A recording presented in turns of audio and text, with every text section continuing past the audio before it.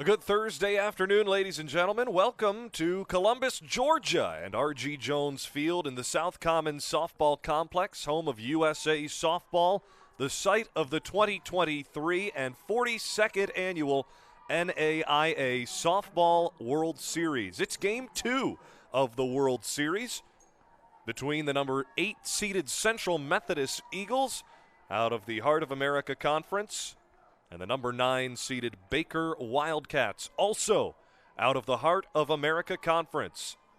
The number 9 seed at bat first. It's Parker Straight leading things off for the Wildcats, who went 47-10 on the season, a 21-5 conference record. 6 wins greater than Central Methodist as the first pitch goes for a ball and a strike to even things up for Central Methodist starting tosser Jordyn Ball. You get a look at Jordyn Ball's numbers. 18-3 overall record, 161 Ks. Those stats are quite impressive with a sub-1.5 ERA. Just wait till you see the opposing pitcher next half inning, if you think that's impressive. Parker Straight, a .264 batting average for the Wildcats. Swings with a slap style and strikes out swinging.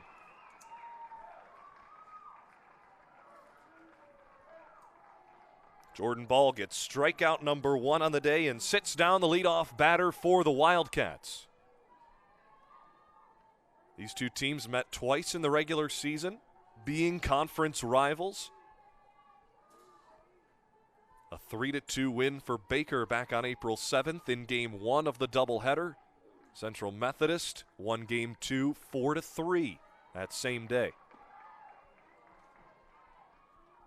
The win for Central Methodist took an extra inning. It went 8.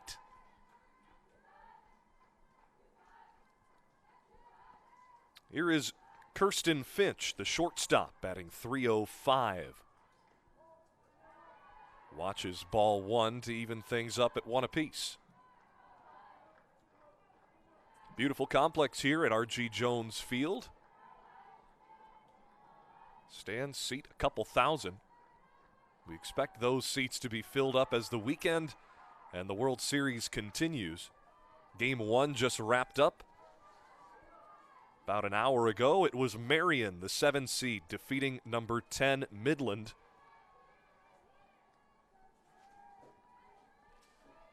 A double loss elimination bracket in the World Series. A swing and a miss. Back-to-back strikeouts to start the game for Jordyn Ball.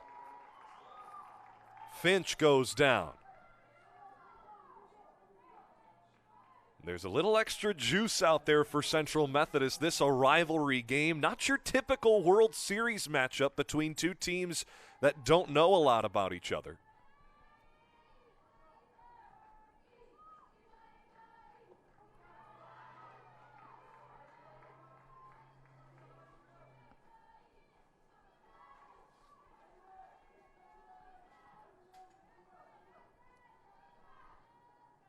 Emma Ansira stands in, down 0-1. Strike 2. Boy, oh boy, Jordyn Ball is finding the corners with ease.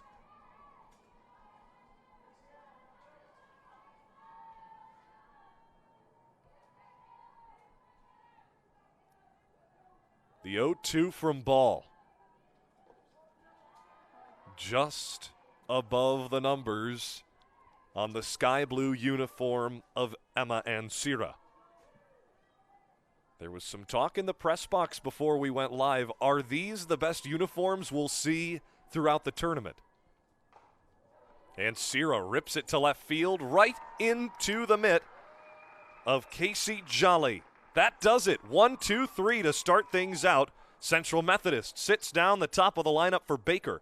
The Wildcats look to their pitcher. We'll tell you about her after this.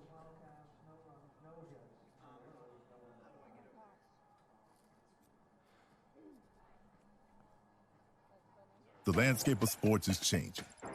AI is the next evolution.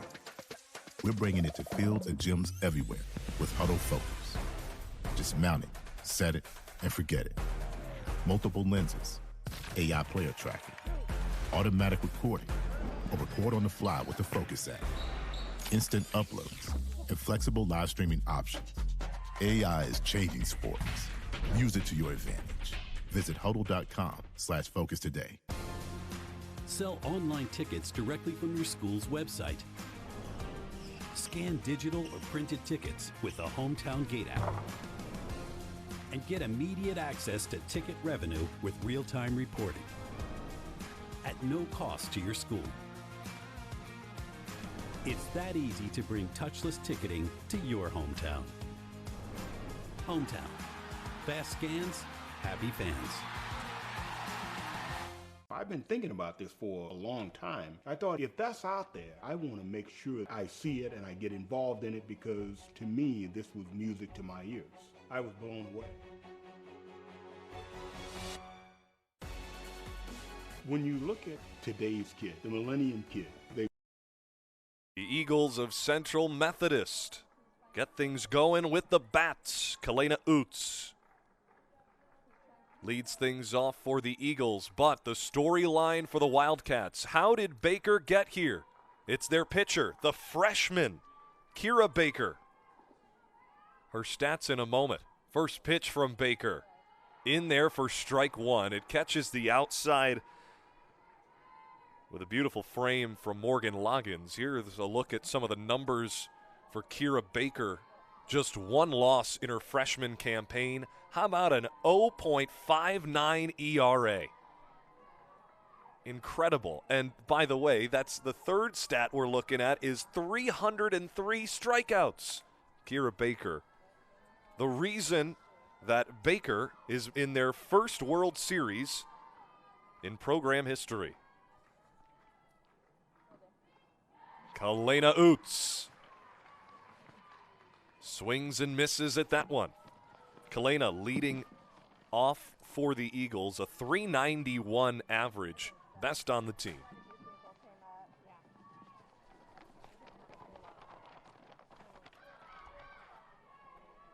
Foul ball. They're like rolling up.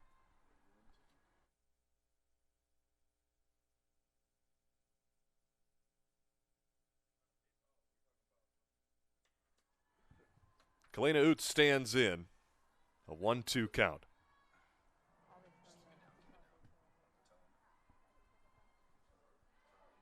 That one misses. Even Morgan Loggins behind the plate. Both teams with even records in the Heart of America Conference, 21-5. Splitting those games against each other. Those two games, the one time they met, that was it. The only time that they saw each other, and it was at Baker. The 2-2 swung on and missed. Strikeout number one for Kira Baker.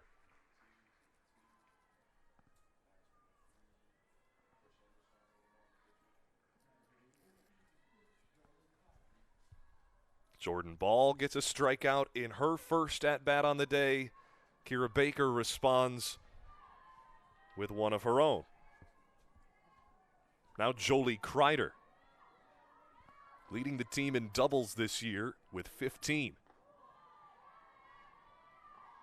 These two teams from the same conference, but built completely differently, and it shows in the pitchers, despite the performance in that first half with Jordyn Ball. She is no slouch herself. But boy, can these Eagles of Central Methodist put the bat on the ball, as Kreider does there. Down the first baseline, foul, diving near the dugout. The out is made.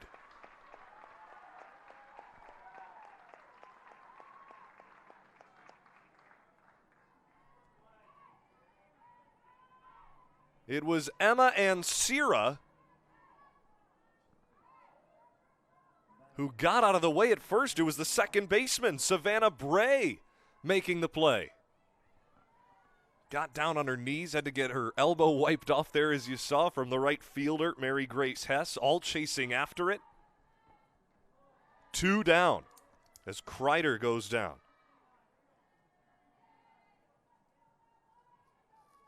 Madison White, the second baseman for Central Methodist, stands in. This is the fourth World Series trip for Central Methodist in program history. First since 2014. Pat Reardon, their head coach, longest tenured coach in the World Series this year. Not one, not two, but 3 decades of experience with Central Methodist in his 31st season. Eclipsed the 900 career win mark earlier this season. The 1-1 from Baker. Fouled back once more. Kira's got this rise ball that'll send batters into a tizzy.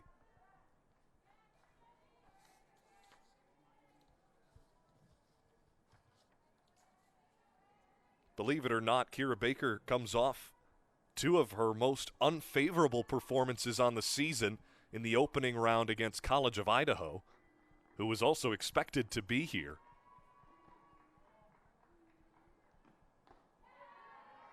The check swing. She did not go.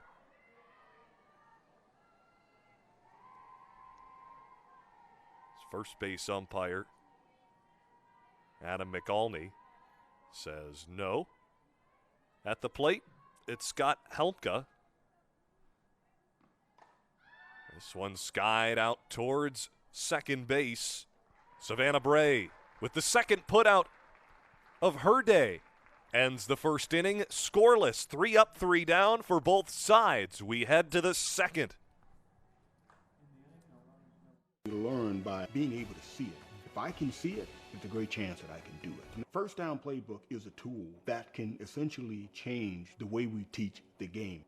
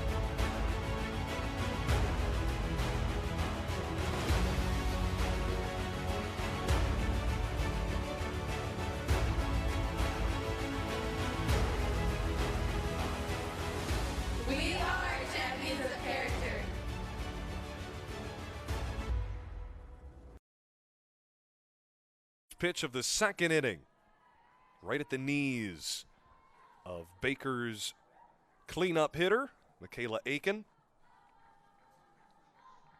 2 strikeouts and a flyout in the first for the Baker lineup. Jordyn Ball went to work right away. First 2 batters she saw sat him down swinging.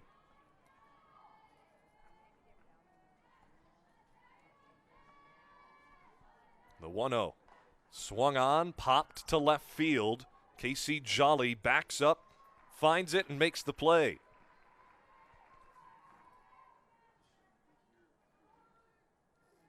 Savannah Bray comes up. Had 2 plays in the field in the last half inning. Did number 14 in baby blue. Savannah Bray, from the words of her head coach, Dana Goss, in her 4th season, has been the best hitter all season long. Started this postseason with 3 home runs, but cooled off since then. Didn't have a hit in the rest of the conference tournament. Picked it back up once the opening round began, as Baker defeated Indiana Southeast in the first round of the opening round. Bray fouls this one to the bleachers down the first baseline. Just a couple of Baker fans there, but without a mitt. A souvenir for a fan.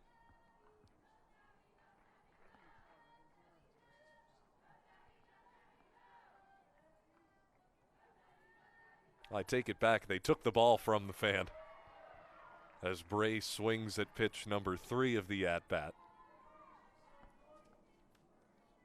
Rachel Moore, SID and Assistant Athletic Director of Central Methodist, graduated from Baker now works at the conference, within the conference at their rival.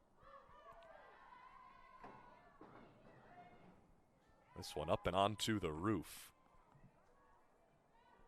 Asked Rachel who she was cheering for in this one, being a former Wildcat herself, working for the Eagles. She said, I'm cheering for the team that pays my paycheck. And that would be the Central Methodist Eagles. The 1-2, check swing, got her. Savannah Bray goes down. That one a called strike, no need to go down to first base. First looking K on the day, and third overall for Jordyn Ball. For Ball, Coach Pat Reardon said she's so hard on herself, puts the weight of the team on her shoulders, sometimes a bit too much. Her pitching has not been the issue this season in her freshman campaign. First pitch strike, so crucial to any pitcher. Baseball or softball, they'll all tell you you want to get ahead in the count right away and put you in the driver's seat.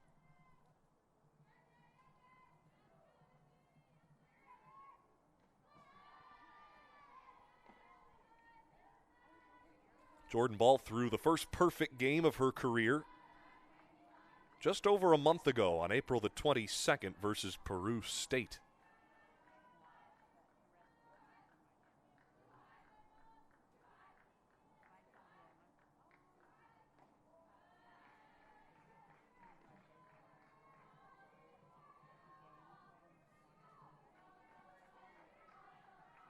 That win a 5-inning, 9-0 victory.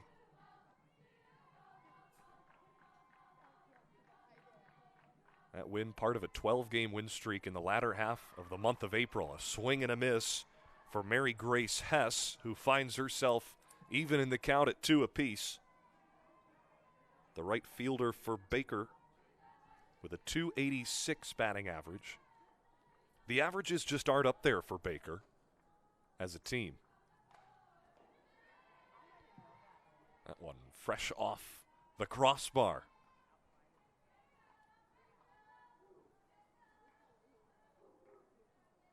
You don't get too many hockey references in a softball game, but in the height of postseason hockey, we'll take a crossbar or a pipe any chance we can. Hess battles in there once more. We stand at 2-2 with 2 down in the top of the second. Cash in your bingo card if you had that many 2s. No score. We've yet to have a hit.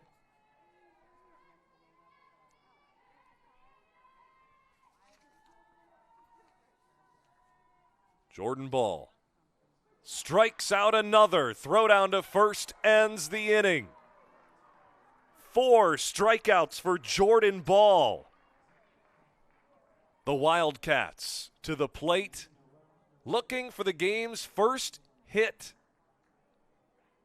After this. These lights were never meant to stay dark. These seats were never meant to stay empty. These places were never built to stay quiet. Game day looks different today. It might take some getting used to, but we come here for the same purpose: to celebrate, to embrace and heartbreak, to hope. At Spring Arbor University, we develop world changers focused on shining the light of Jesus Christ into the world. They are engineers, nurses, business professionals, teachers, athletes, musicians, social workers, and other industry leaders, bringing excellence to their work for the glory of God. Join our thousands of students and graduates and let your light shine at Spring Arbor University.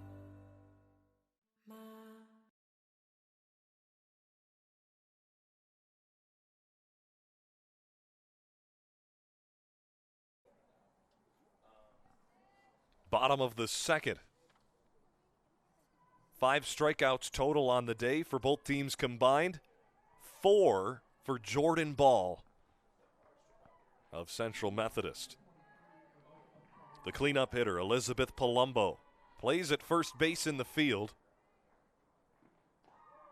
Just caught the throwdown after the swinging strikeout in the dirt. Ended the top of the second. She takes ball one. Swings at the second pitch, high popper to second. Right fielder calls off Savannah Bray, and Mary Grace Hess puts out the first batter of the bottom of the second. Madison Roberts steps up now, 3:47, as we will take a look at the batting order for the Central Methodist Eagles. We're right in the heart of it with Madison Roberts, the shortstop. Stengel and Jolly coming up after her.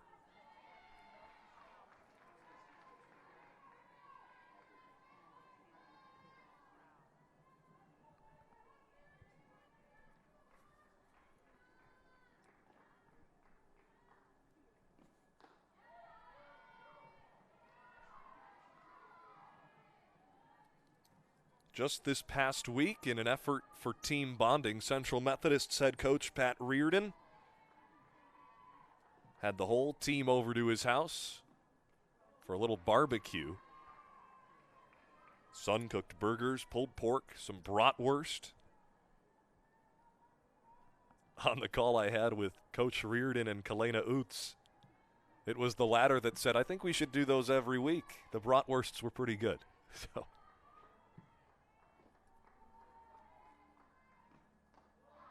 Kira Baker just misses the outside edge of the plate. That runs the count to 3-1. Madison Roberts looking to be the game's first base runner in the bottom of the second. And she is.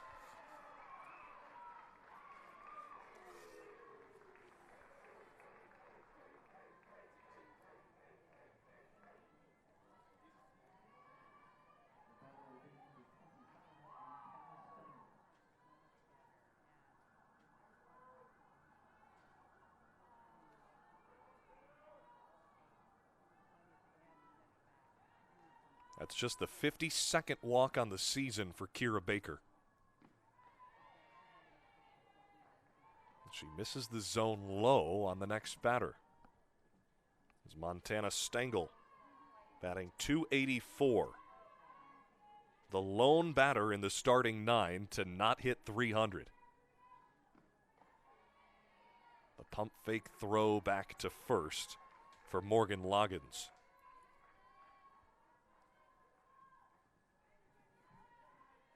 In a game with two elite pitchers,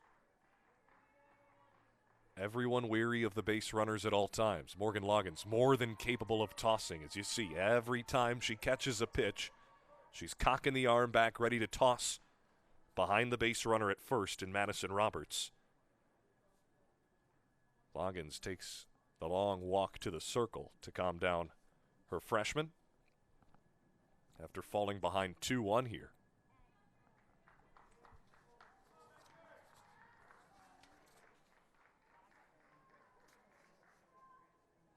Morgan Loggins in the master's program for management, undergrad, got her degree in marketing and communications. While this is her 5th year and final year of eligibility with Baker, she'll be back next season as the graduate assistant with this softball program. She catches the high ball 3, keeps the runner at first. Some danger for Baker. And Dana Goss now comes out to have a word with her pitcher and catcher while the infield stands just outside the circle. We mentioned Kira Baker, 10 walks between 2 games, her last 2 starts against College of Idaho. Well, the Wildcats were able to win those games, one of the 2. The only important one, albeit, as it was the championship game number 2 in the double elimination bracket. They went 2-1 against the Yotes in their last 3 games, winning the first, losing the first championship game to the Yotes, then in the winner-take-all, winning it 5-3.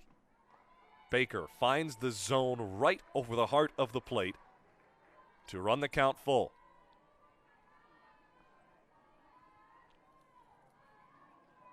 Montana Stengel, the designated player, stands in, swings, and fouls it onto the roof, up and over the netting.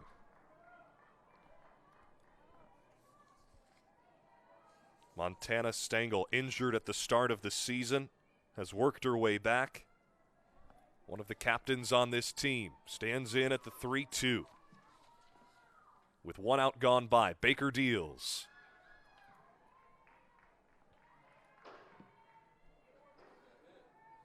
That one right up and near our camera crew.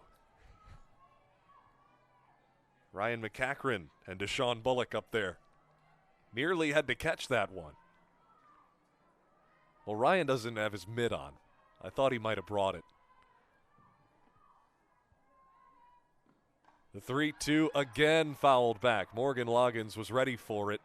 She popped the mask off, ready to catch it, but the towering netting hanging down from the roof goes all the way down to the aforementioned crossbar. No score in a pitcher's duel between 2 freshmen. In the bottom of the second, 1 gone by. Runner on first. The 3-2 from Baker. Fouled once more.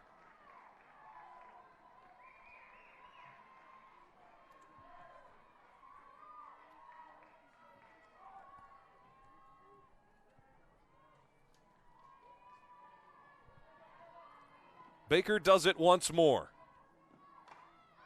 High into play in the infield. Kirsten Finch tracks it down, and Kira was ready to catch it. She almost had it, but her shortstop called her off at the last moment. 2 down.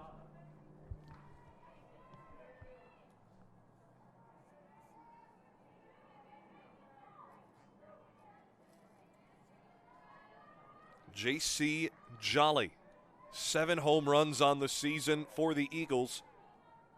Number 1 on the team. Number 1 on her back. Swings at pitch number 1. Fouled into the bleachers.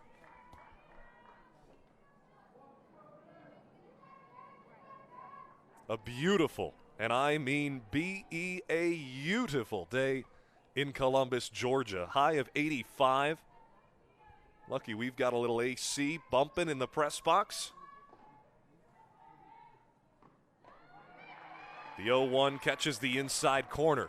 Kira Baker, who was shaky in the early part of this inning, walking Madison Roberts on 5 pitches and then falling behind on the count to Montana Stengel, has really found the zone since. That one just misses at the letters.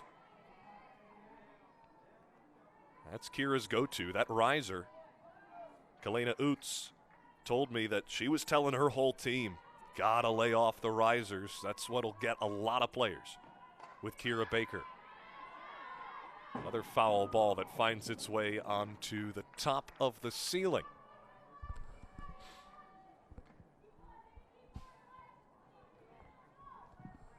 There's about 6 or 7 diamonds on campus here in Columbus, Georgia, at the home of USA Softball. The 1-2 fouled back. It's not just the NAIA Softball Championships that are held here, also the high school championships for the state of Georgia.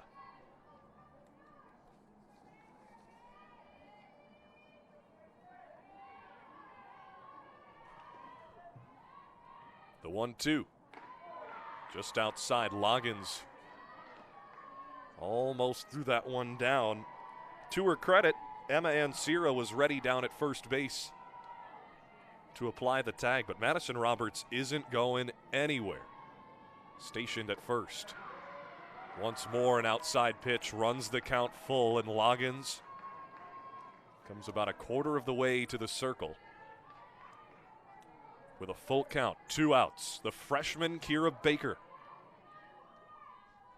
304 strikeouts on the season, 1 today. The pitch swung on and popped to left center field. The shortstop Finch tracks it back, puts it out.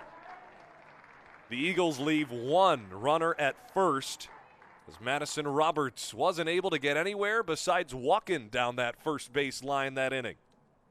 We head to the third, with Baker due up with the bottom 3 in the lineup. It's Loggins, Goss, and Schumann who will make their debut at the plate after this.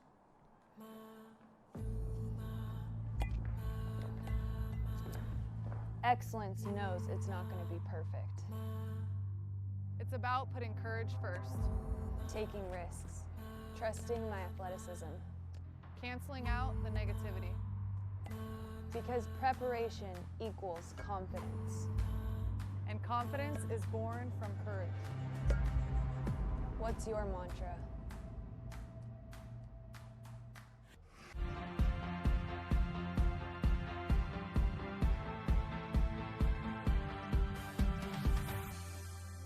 I have a little birthday message for you from someone too. I heard you really love basketball. You're a good shooter and a good dribbler. Happy birthday, MJ, and I hope you enjoy your day. Thank you. You're welcome.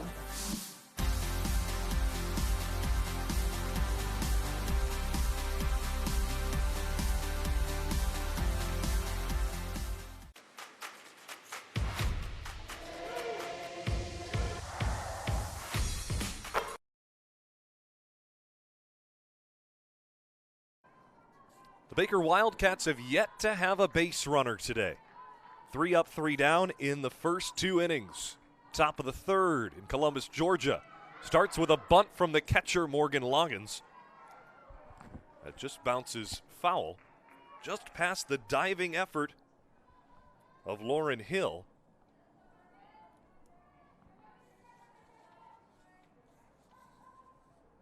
The sophomore from California.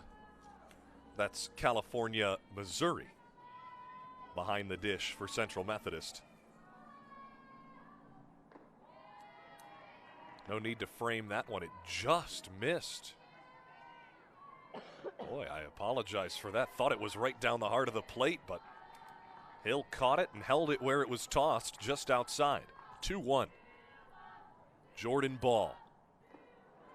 Gets a swing and a miss from Morgan Loggins.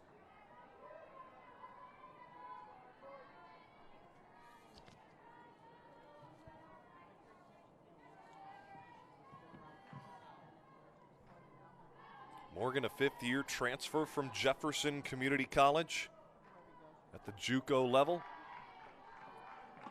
Watches ball 3, full count.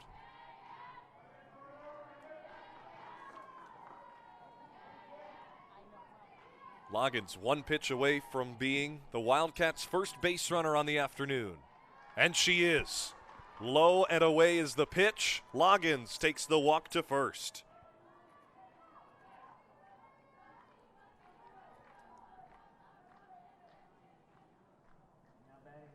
Up steps the coach's daughter in Sydney Goss.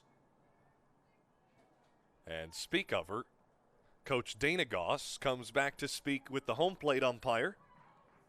Scott Helmke takes out the book. And it'll be a pinch runner over at first base for the Baker Wildcats. The catcher, Morgan Loggins, not putting any stress on the knees or legs on the base paths. Why not? You can re-sub her back in behind the dish next half inning. Sydney Goss stands in at the plate as Riley Phillips pinch runs at first wearing the 00. Junior pinch runs for Baker. Time called by Sydney Goss. Sydney's a senior, 1 more year of eligibility. Tries to bunt, drops right into the batter's box for a foul ball.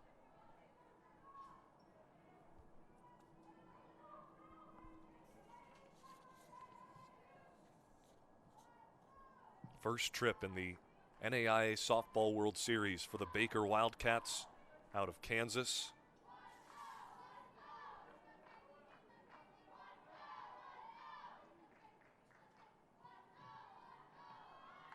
There's the bunt from Goss. She sprints down the first baseline, not going to beat out that toss.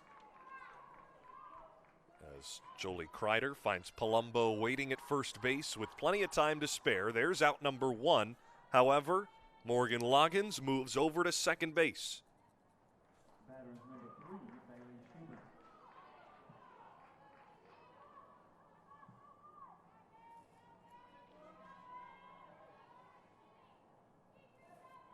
Bailey Schumann, the 9-hitter, plays in left field. Hasn't had to do anything defensively. She gets her first chance to make an impact in this game. At the plate with a runner in scoring position. A called strike as Schumann pulled back.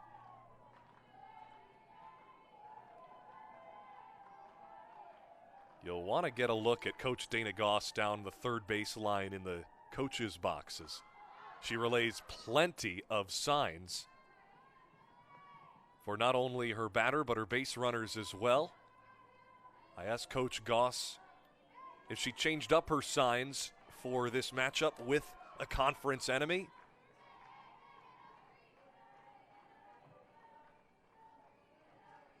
She said no. They're so complicated. No one knows what they are anyway, even the teams we play most often. Coach Goss wouldn't give too much information away. Don't blame her. High stakes for the team from Baldwin City. Just about 30 minutes south of Lawrence, Kansas, an hour west of Kansas City, tucked away.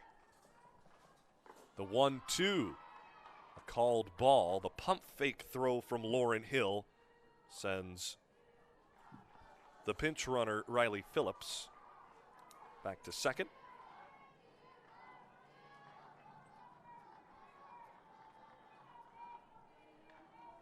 Here's the 2-2 from Jordyn Ball.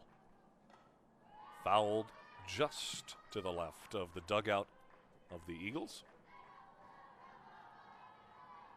One out gone by. Phillips can score on a single. Baker loves to steal bases this season.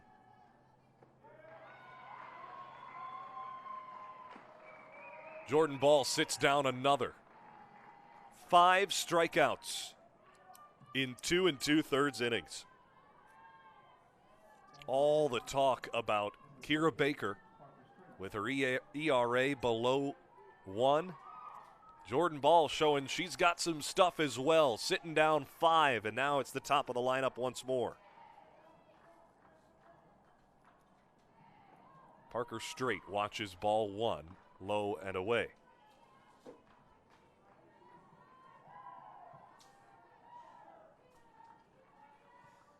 Ball has had 2 strikeouts every inning so far. She's at 1 in the 3rd.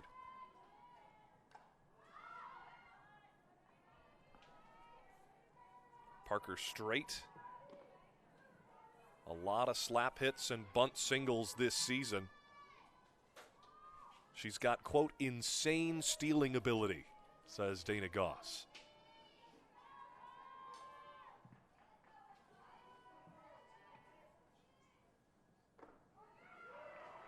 Strike 2.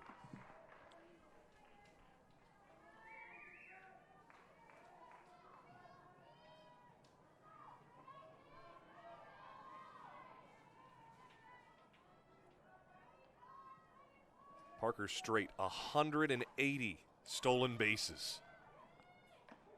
She can't beat out that toss.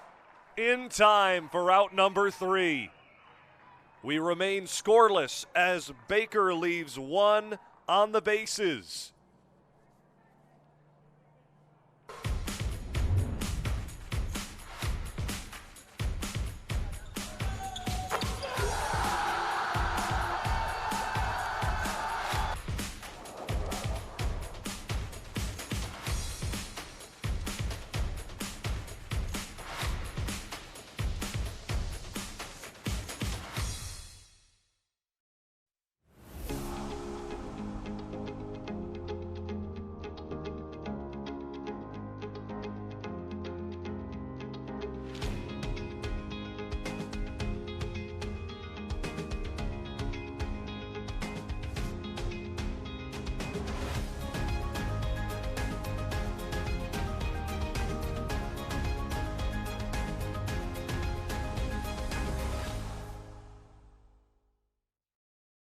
The landscape of sports is changing.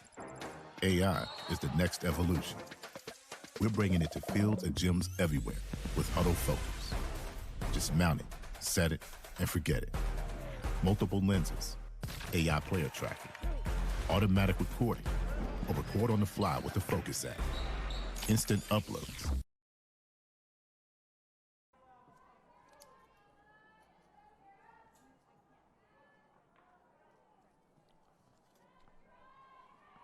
One runner left on base for each in the last two half innings. Central Methodist, last time up, stranded Madison Roberts at first. Back-to-back pop-outs to Kirsten Finch at short. Ended the second for the Central Methodist Eagles. The winner of this game moves on to Friday's matchup.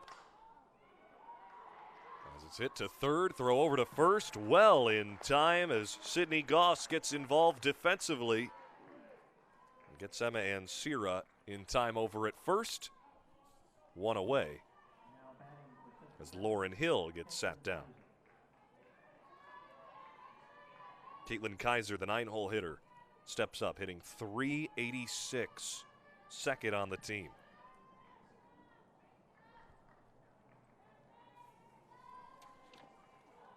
The winner of this game gets the number 1 seeded Oregon Tech Owls tomorrow at 4 p.m.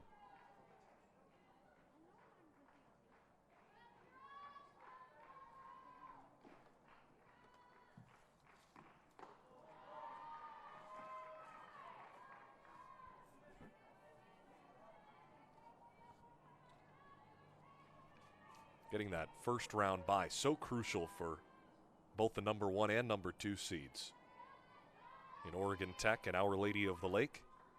Our first Friday matchup is set as we've got the center field camera up and going. A big round of applause to the crew.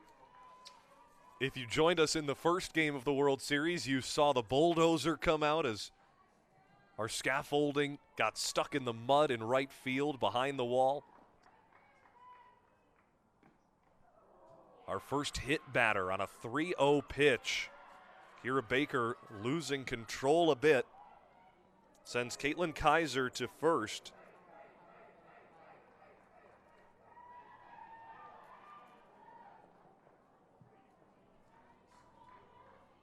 Mo Logan steps in front of the batter's boxes to have a quick conversation with Kira Baker.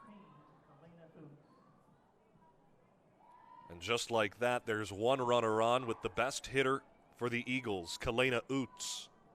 The junior is a 3-year starter. She struck out swinging to open the ball game in the bottom of the first for Central Methodist at the plate.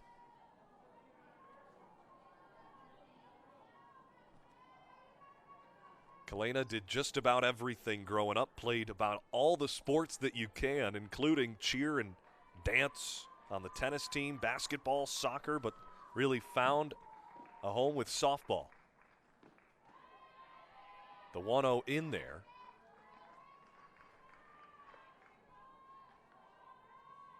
There was a moment on her travel team back in about her sophomore year of high school where they were going through a losing spell. The coach asked, who really wants to play softball at the next level on this team? Everyone on the team raised their hands except for Kalena Oots. It was after that when the then high school sophomore decided she wanted to step up her game, earned herself a spot on the roster for Central Methodist after looking at some NCAA schools, local D2s, and NAIA competition. Found a home at Central Methodist with Pat Reardon after Pat's chief scouter and recruiter, his father, Gene Reardon, started to see her games. Oots reached out. But Kalena Oots goes down looking as Kira Baker finds the zone and finds her rhythm. Second strikeout on the day for Kira. Jolie Kreider steps up, popped out to second at her first at bat. 2 outs gone by in the bottom of the third, and a pitcher's duel between two freshmen in the circle. Kira fires one just high for ball one. Runner still at first in Caitlin Kaiser. Got on a 3-0 hit by pitch.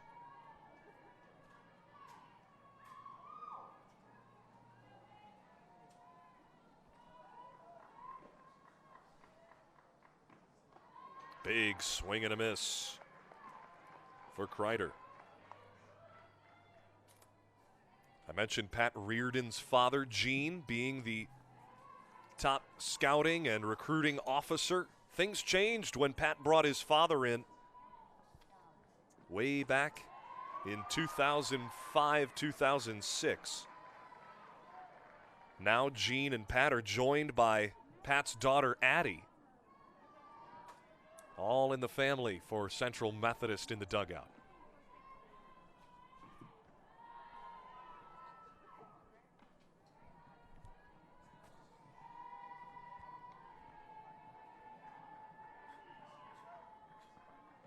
Two with 2 outs. Bottom of the third. Still no score. Round one of the NAIA Softball World Series. The 8-9 battle. Swing and a miss. Kira Baker goes back-to-back strikeouts to end the third after walking and hitting a batter. We remain scoreless and head to the fourth. The Wildcats to the plate after this. Sell online tickets directly from your school's website. Scan digital or printed tickets with the Hometown Gate app. And get immediate access to ticket revenue with real-time reporting at no cost to your school.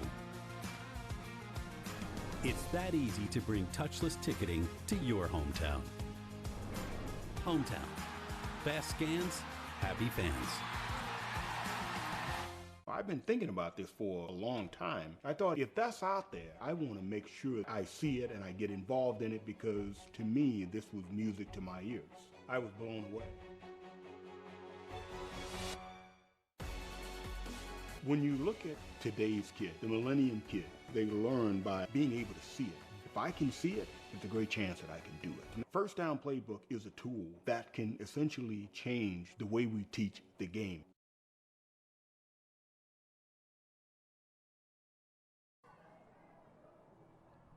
Not exactly the top of the lineup, but 2, 3, 4 due up for Baker. Kirsten Finch, Emma Ansira, and Michaela Aiken all taking their second trip to the plate in this top of the fourth.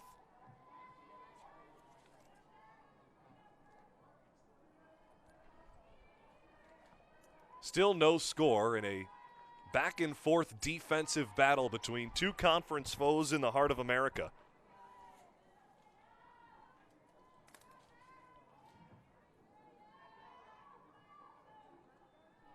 Central Methodist right in the heart of the state of Missouri.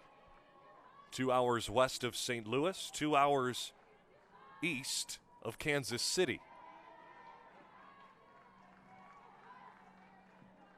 You do the math, 3 hours separate these two competitors.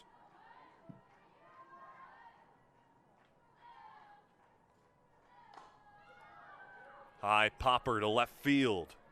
Jolly makes the play just before the dirt.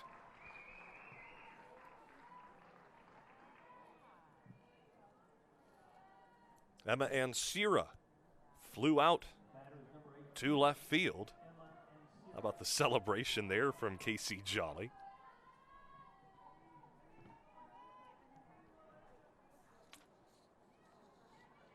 Ansira, a Gold Glove winner for her defensive efforts for Baker. Squared around to bunt. Didn't like what she saw. First base umpire agrees with Ansira's decision to pull it back, said she did not go. Thank you, Adam McAulney. The 1-0.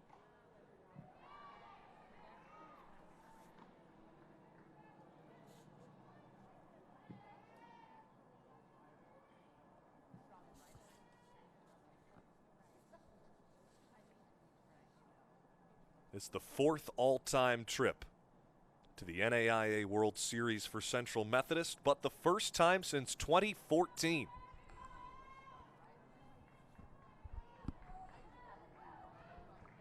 Back-to-back Heart of America Conference tournament champions, winning it this year as well, were the Eagles of Central Methodist.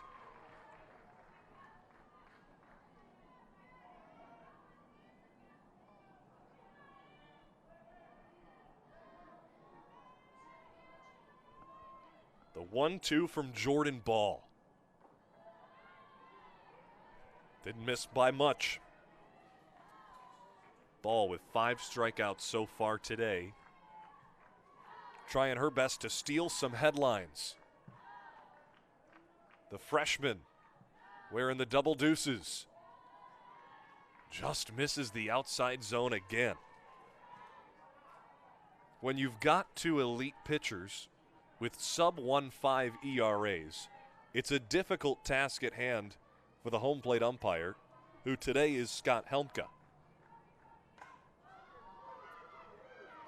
The 3-2 pop down the first base line.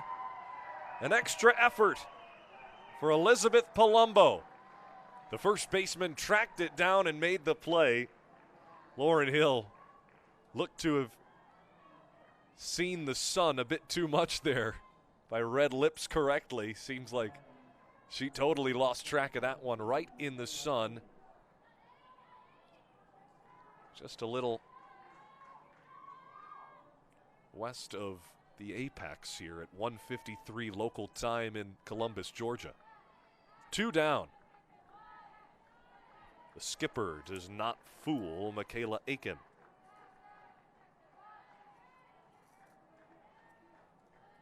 Designated player for Baker flew out to left. That started the second inning. Jordyn Ball would like her to end the fourth. Swing and a miss.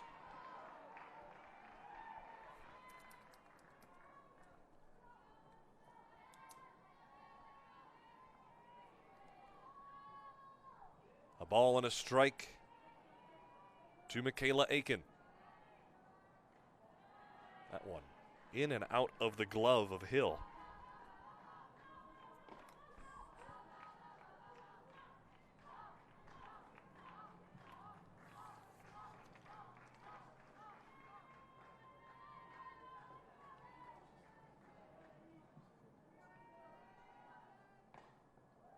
Another foul ball makes it 2-2. The rise of the Heart of America Conference has been mighty. Just 2 conferences this tournament represented by more than 1 team, that being the Heart of America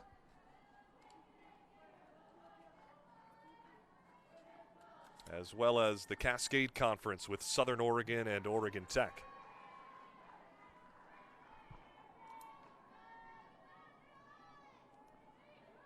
Aiken staying alive at the plate. Leads the team with 12 doubles this season. Some good that would do. The lone base runner on the day came last inning for Baker in terms of a walk. Swing and a miss, strike 3.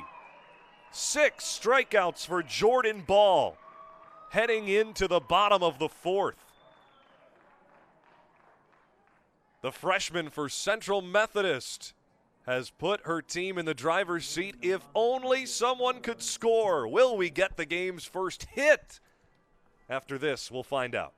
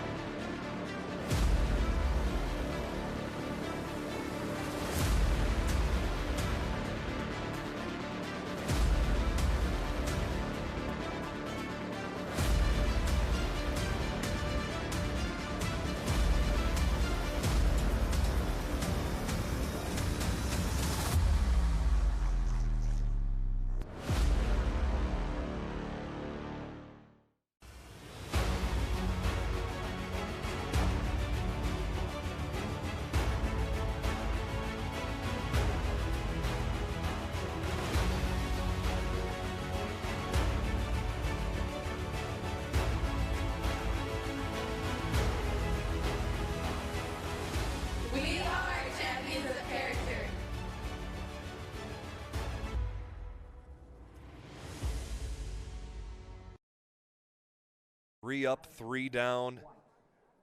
In the top of the fourth, Kira Baker now looks to respond to Jordyn Ball's performance. The freshmen go back and forth. Yesterday, some fun here at R.G. Jones Field in Columbus, Georgia. The South Commons Softball Facility, hosted by USA Softball. Kira Baker was brought together with one of the best pitchers, one of the other best pitchers in the country, with Georgia Gwinnett's Annalise Wood, who's a sophomore. This one wrapped through the infield for a hit. There it is. Madison White gets on base. The first hit of the ball game comes in the bottom of the fourth for Central Methodist.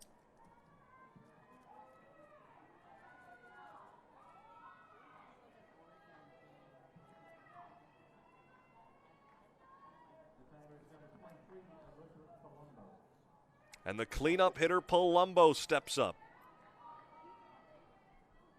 Flew out in foul territory to the right fielder back in the first inning. That ended things then.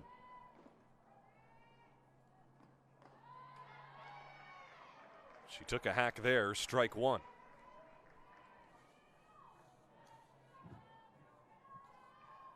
Back to yesterday, Kira Baker and Annalise Wood brought together in a bit of fun.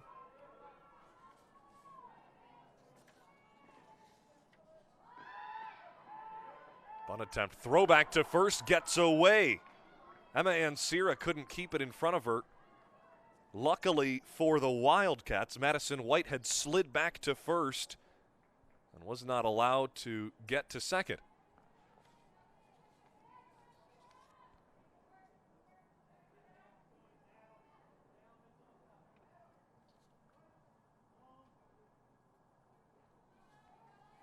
Wood and Baker yesterday, just to put a cap on this story, they did a little mock interview, if you will, with one of the players from Baker, bringing together two of the best pitchers in the country. All the teams who made the tournament had a nice get-together and gathering here at R.G. Jones Field.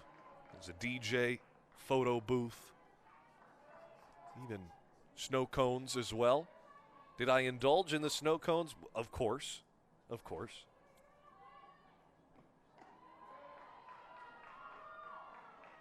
Just a nice party, but talking to some of the players, and even Morgan Loggins of Baker, who takes a stride out behind the plate. She wasn't having it. She said, I'm not much of a mingler. I'm here to play softball, and I can't wait to play tomorrow. Now she's got the chance to catch for her freshman pitcher on the 2-2. Upstairs, you see sprinting across your screen the shortstop, Kirsten Finch. Every time that ball is thrown, she's ready to sprint to second in case of a pickoff play. It's to be noted that the team that scored first in both their meetings this regular season won the game. Into foul territory, the play is made for out number one. That's the shortstop, Finch. Already dirty legs on the baby blues for Finch. It's a sign of a good baseball or softball player, right? You want to know that you're dirty, your uniform is dirtied. You're not coming home with a clean jersey. It's how you know you put in a good day's work.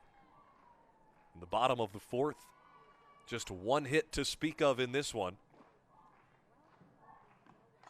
And the hitter stands at first. A popper in the infield, caught by the third baseman, Sydney Goss.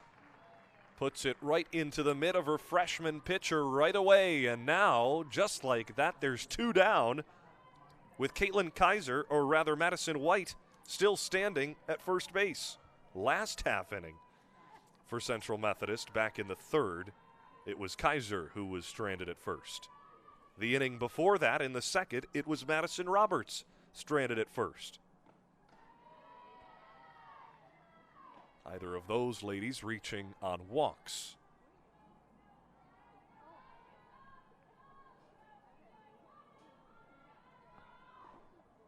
Montana Stengel. Ahead 2-0.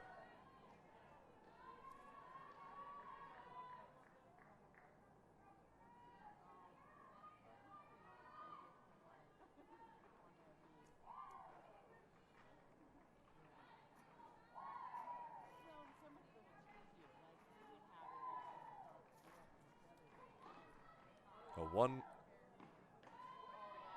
outside, 2-1 the count. No, make it 3-0, I beg your pardon.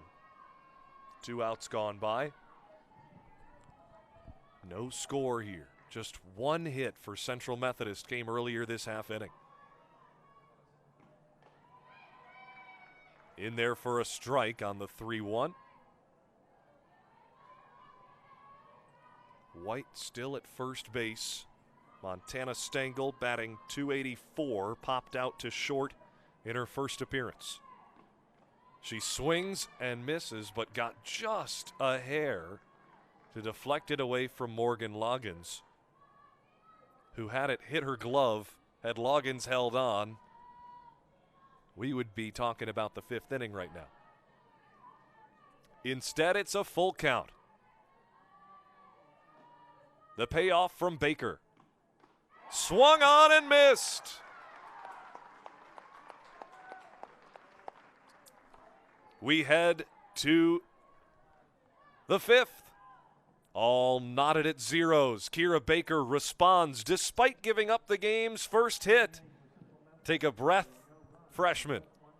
You're headed to the plate next half inning.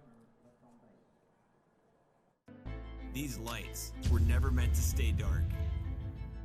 These seats were never meant to stay empty. These places were never built to stay quiet.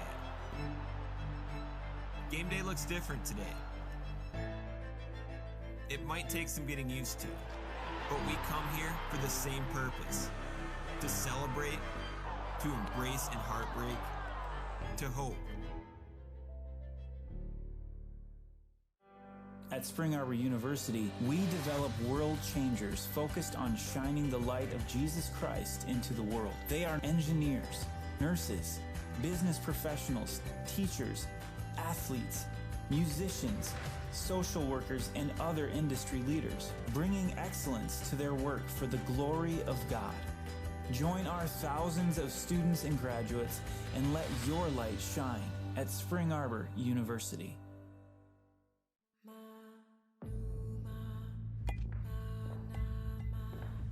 Excellence knows it's not going to be perfect.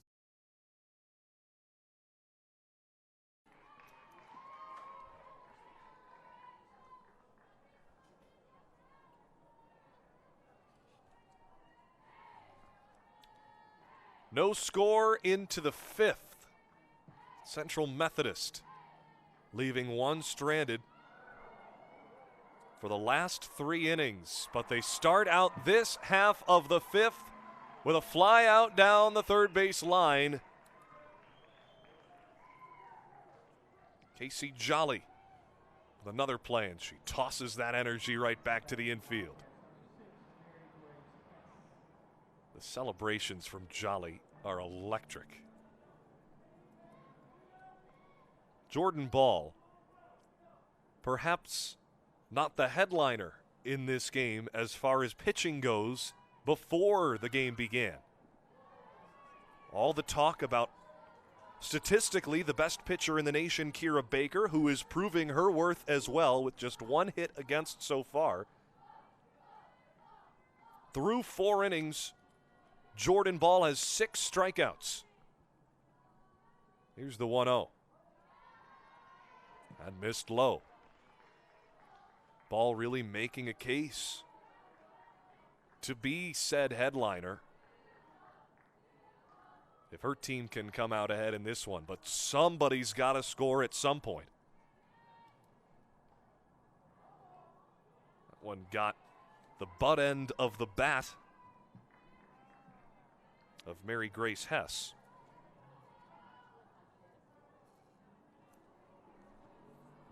(2-1) as the strike goes against Hess. She didn't even move. But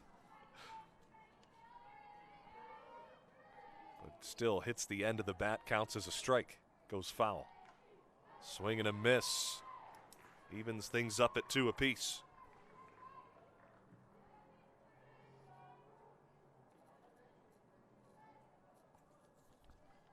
Just one base runner on the day for Baker. It was Morgan Loggins who reached on a walk 2 innings ago, back in the 3rd. This one wrapped too short, in and out of the glove of Madison Roberts. Mary Grace Hess gets on base with the first hit on the day for Baker. Official scoring rule as a hit, as it was a diving effort for Madison Roberts to keep that one in front. And perhaps had she fielded it cleanly, would it have been a closer play at first? Perhaps. But now a meeting in the circle for the entire infield for Central Methodist with a base runner on and Mary Grace Hess.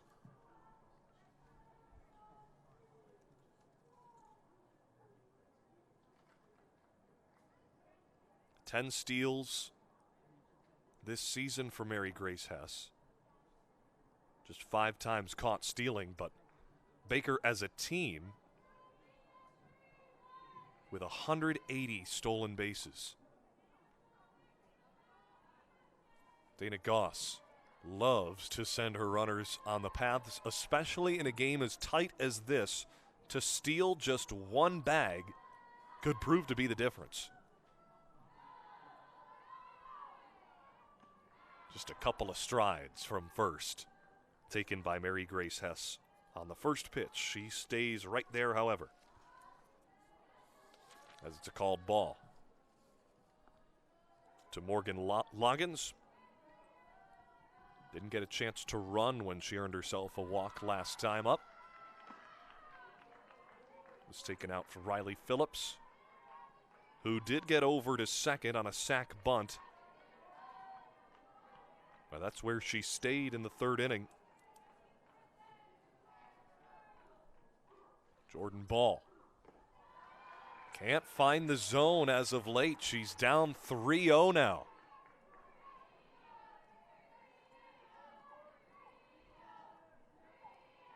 First time we've seen Jordyn in this situation.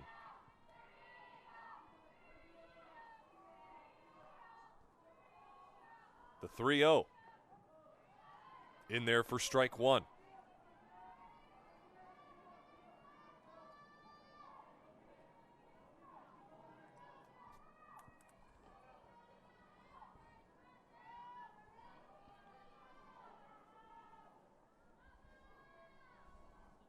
Swung on and missed. Loggins runs the count full.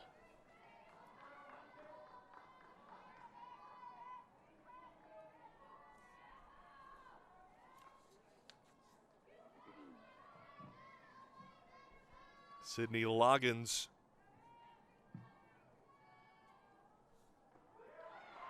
watches strike 3. 7 strikeouts for Jordyn Ball.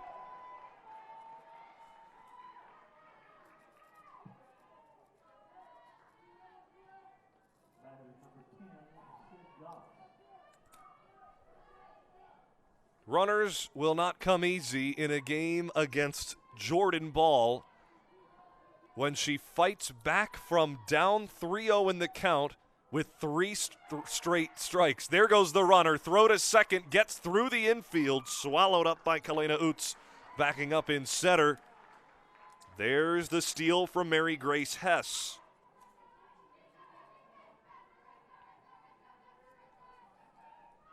Perhaps for Coach Dana Goss, wait until the Lion is fed to attack. The pitcher ball, not thinking about the runner at first after getting that big strikeout from down 3-0 in the count. First pitch of the next at-bat with her daughter in the box. Tells her to take the pitch, take strike 1, and send the runner. Sydney Goss flies it to left. It drops just foul. Just as the ball hit the grass, About a foot left of the baseline. Mary Grace has touched home plate. She hands the bat back to the senior Sydney and makes the jog across the diamond back to second.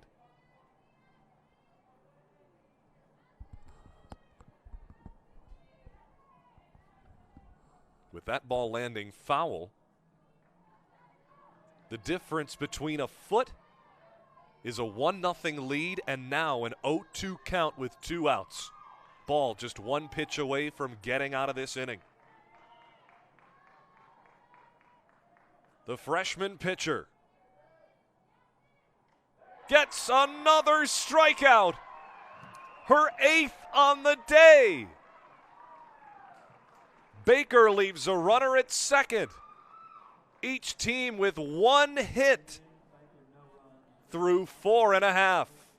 Central Methodist talks about that incredible comeback in the 5th. They'll go to the plate after this.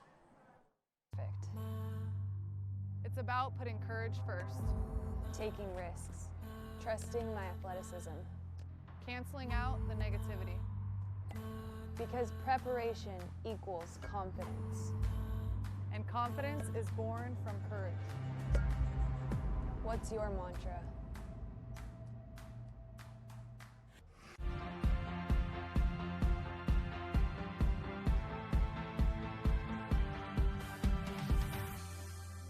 I have a little birthday message for you from someone too.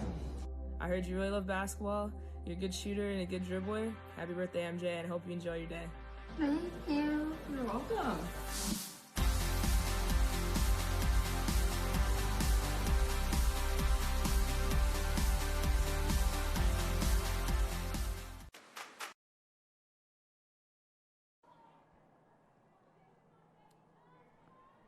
To the bottom of the 5th we go, awaiting the game's first run.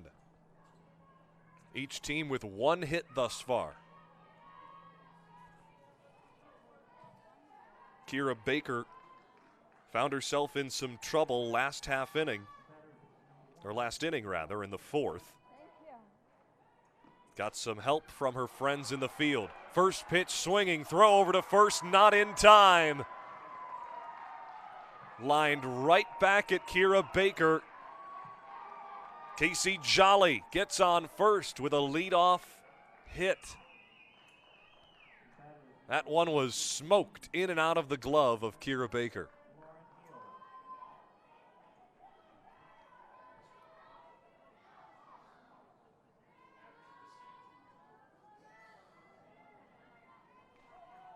It is a hit for Casey Jolly. A bunt down the first base line. Rolls foul at the last moment.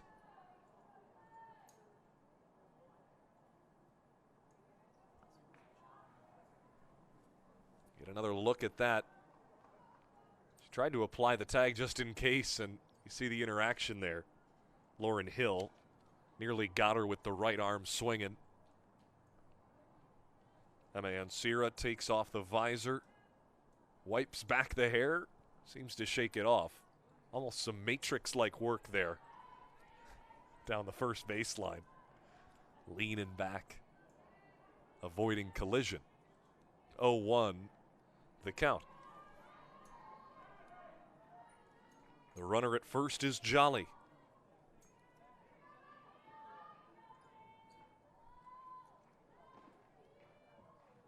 Kira Baker.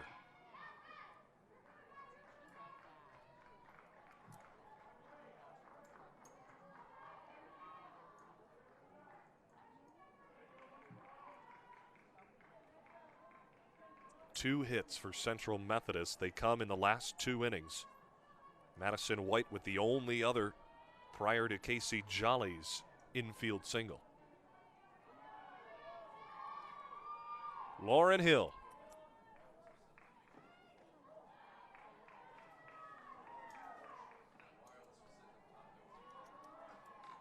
One, two. Quick conversation between Mo and Kira.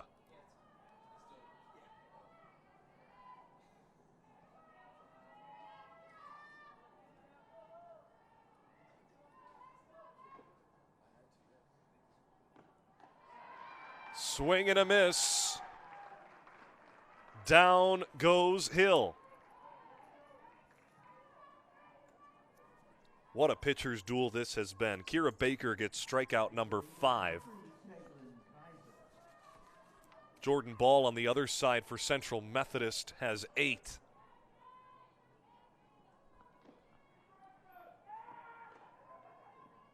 Pump fake throw from Loggins down to first. As up near the scoreboard at R.G. Jones Field in Columbus, Georgia, we've got a lift with some electrical engineering folks appearing to fix the scoreboard that hasn't shown the total runs yet.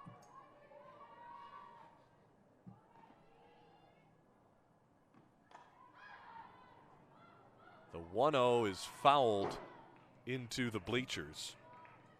Make it 1-1. Earlier in the day, we had some issues with our center field camera and the scaffolding sinking into the field. But when it comes to bringing a truck out there, no problem. As there's now just a truck right where we had trouble with our scaffolding.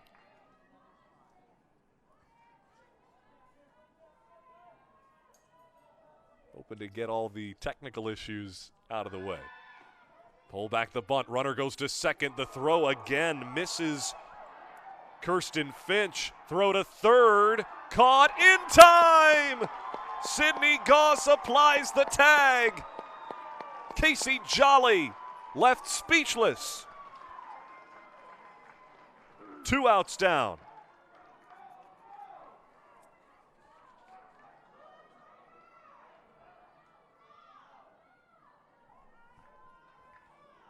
The center fielder, Parker Straight, Johnny on the spot, charges in to back it up. Coach Pat Reardon wanted an explanation. He was pretty close to the action at third base where Jolly slid in. Despite the dirt on the front of her white uniform, Jolly heads to the dugout with 2 outs gone by in the bottom of the 5th. And now no runners for Kira Baker to worry about.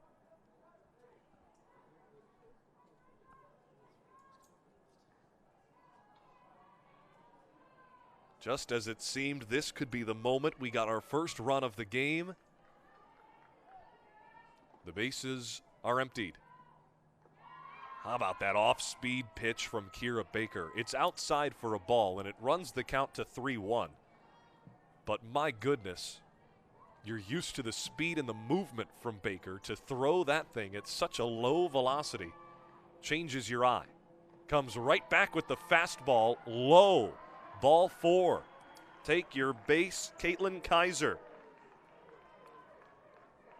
Caitlin hasn't had to swing the bat to get on base twice today. Hit by pitch in the 3rd and now walks in the 5th.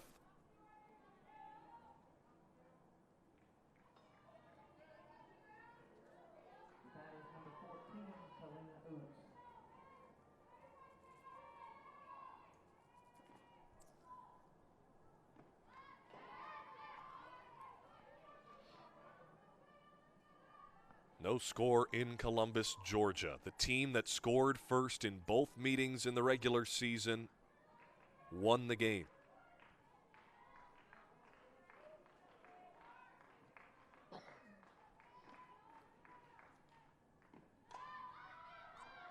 Foul ball will run the count to 0-2 with yet another softball as a souvenir in the bleachers at R.G. Jones Field.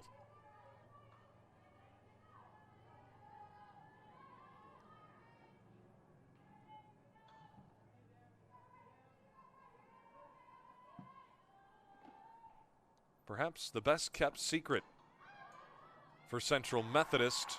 We'll tell you after the break, as it's a play from the third baseman, Sydney Goss, to end the inning. She tagged out Jolly and then charges in on the short bunt attempt, catches it before it hits the dirt, and keeps us scoreless.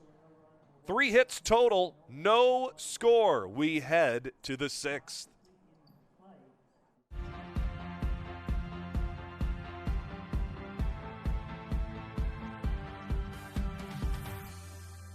I have a little birthday message for you from someone too. I heard you really love basketball. You're a good shooter and a good dribbler. Happy birthday, MJ, and I hope you enjoy your day. Thank you. You're welcome.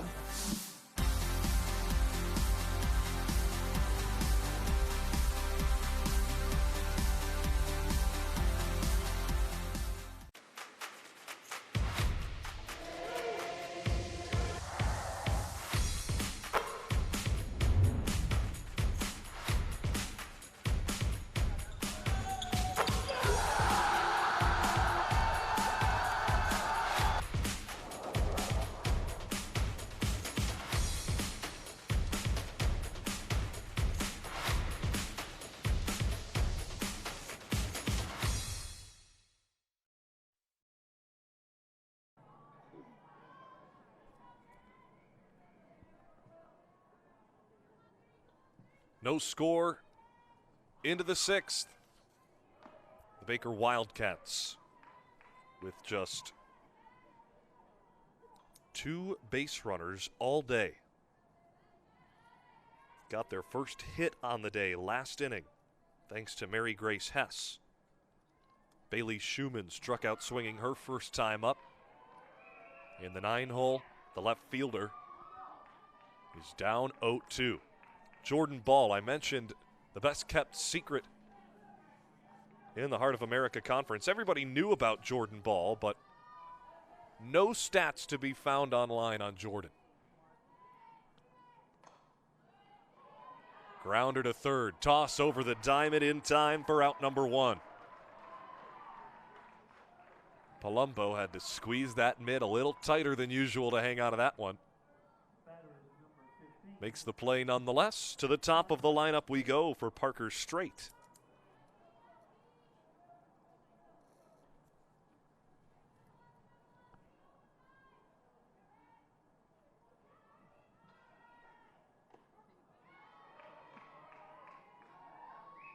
Still a truck with a basket sitting in right field beyond the softball wall that was put up for the NAIA World Series. Check swing, got part of the ball and gets it foul for Parker Straight. Still working on that scoreboard in the outfield. You rarely see this much action going on in the outfield throughout the course of a day in a tournament. All in hopes of having things set up, as you see, just in the right end of your screen. Just a little distracting for right-handed hitters. Stepping up to the plate going, what is going on back there?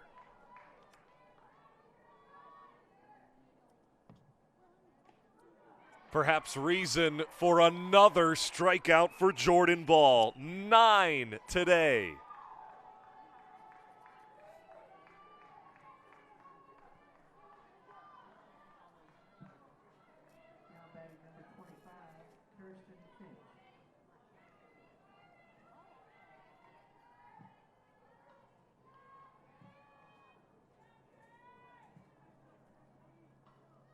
Kirsten Finch choked up as if to bunt, but did not nearly go around.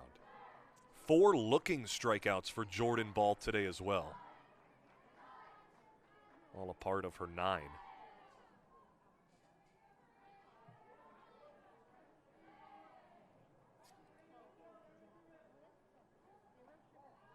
Well, folks, I must apologize. Statistics have been located on Jordyn Ball.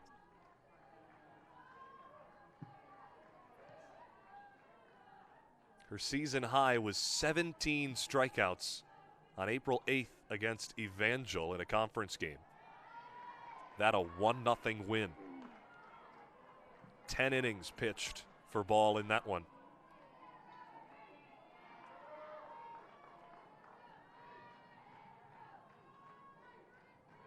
Four times she's touched double digits in strikeouts. She works back from down 3-0 and makes it 3-1. With a toss right down the middle.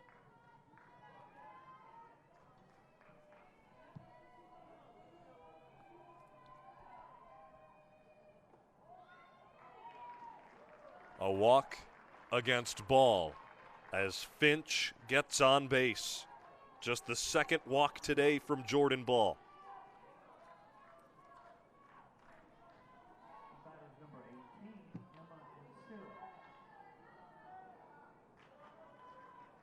Emma Ansira flew out and popped out in her 2 times up. Swings at this one, another high fly ball to center.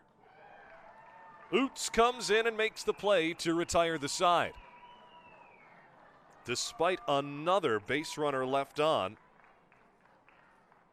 the walk, Finch is left at first. That's all we got. Still no score as we head to the bottom of the 6th. Central Methodist gets yet another chance to put up the game's first run.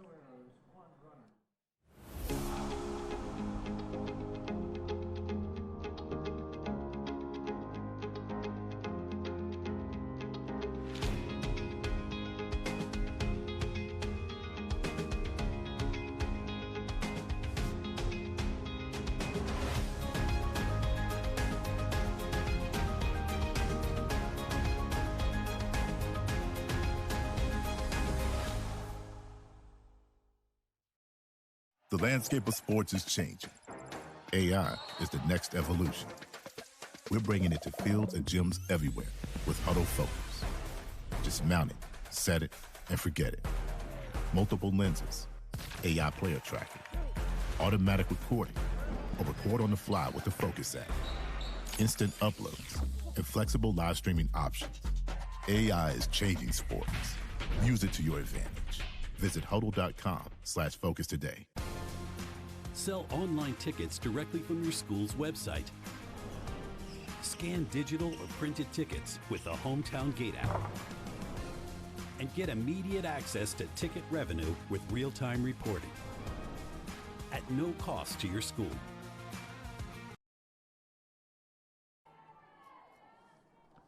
The bottom of the 6th begins with Kira Baker dealing on the outside corner, strike 1.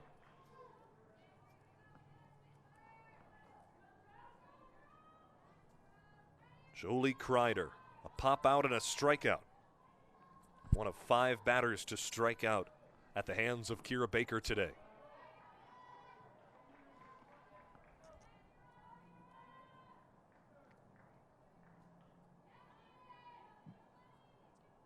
In the first game between these two in the regular season and these two pitchers, the only game where they matched up against each other, it was a 3-2 win for Baker. As Kira Baker went a full 7 innings, allowing just 2 hits and 2 runs against. Though in that game, the Wildcats earned themselves a 3-0 lead in the first inning. How about strikeout number 6 for Kira Baker?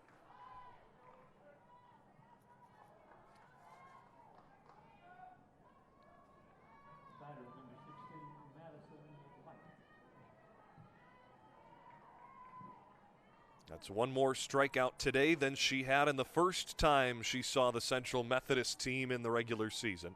Again, that's on April 7th at Baker's home facility.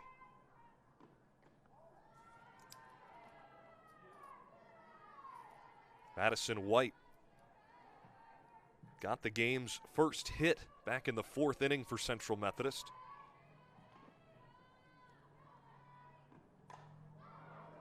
And she gets another in the 6th.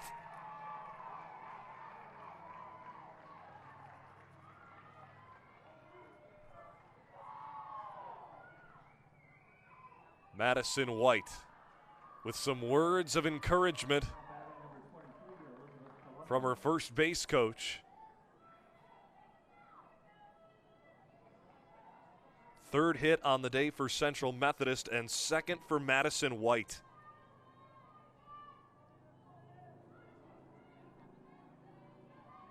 reference, she didn't have a hit in the first meeting with Kira Baker earlier in the year.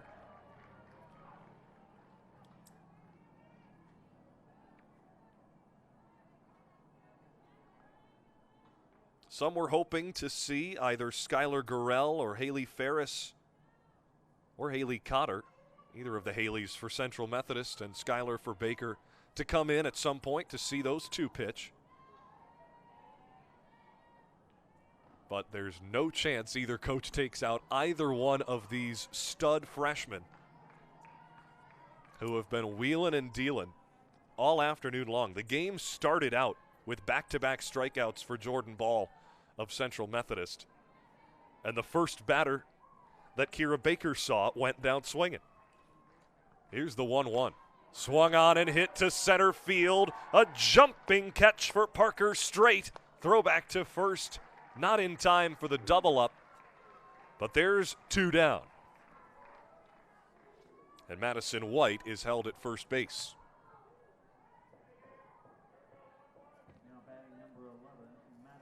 That could have been dangerous if Straight didn't read it perfectly off the bat.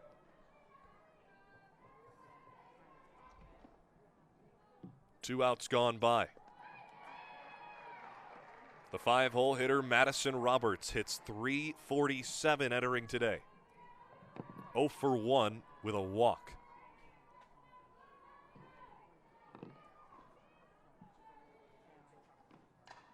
Swings at pitch number 2. It drops into the glove of Kirsten Finch. The shortstop makes another play in the air. We remain scoreless still. To the 7th we go. It's that easy to bring touchless ticketing to your hometown. Hometown. Fast scans, happy fans. I've been thinking about this for a long time. I thought if that's out there, I want to make sure I see it and I get involved in it, because to me, this was music to my ears. I was blown away. When you look at today's kid, the millennium kid, they learn by being able to see it. If I can see it, there's a great chance that I can do it. And the First Down Playbook is a tool that can essentially change the way we teach the game.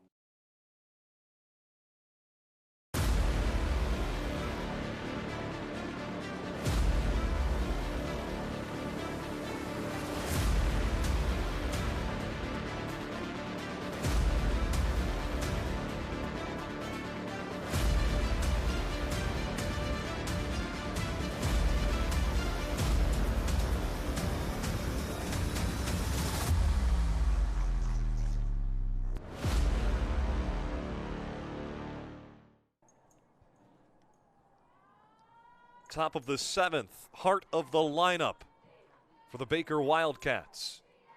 Swing and a miss on the first pitch of the inning for Michaela Aiken. The designated player flew out to left and struck out swinging in her 2 at-bats.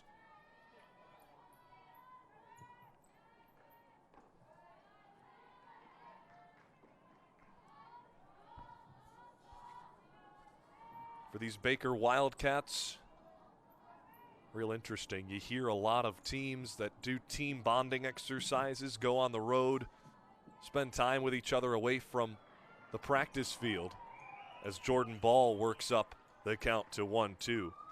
This Baker squad decided to do a little book club this season. Read The Power of a Positive Teammate, a book about leadership.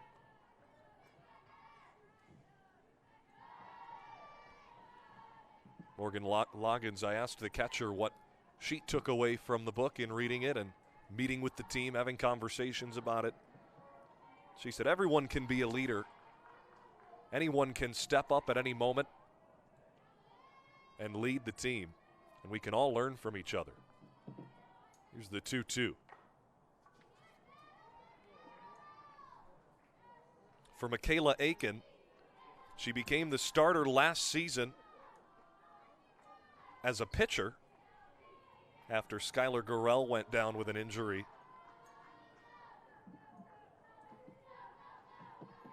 There you see the teammates all leaders starting to feel the heat a little bit, perhaps with the mitt on the head.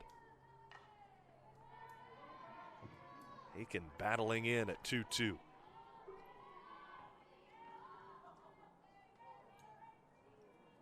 Michaela Aiken had 2 home runs in the opening round. Her and Savannah Bray have been red hot. The discipline for Aiken paying off. She's got a full count now.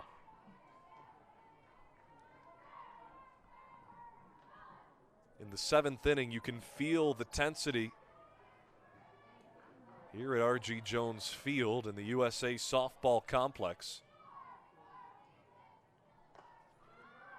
High popper past the shortstop into left field. Jolly makes the play.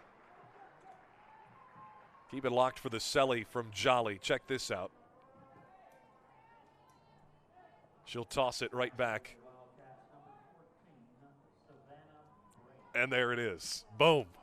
What a celebration from Casey Jolly.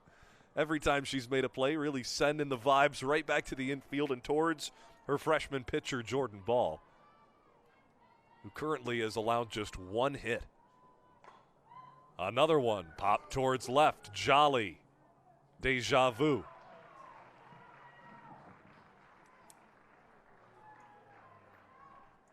Back-to-back flyouts to left against the 2 hottest hitters in the lineup as Bray is sat down.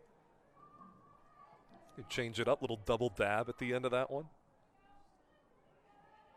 Mary Grace Hess, who had a single in her last time up, stands in.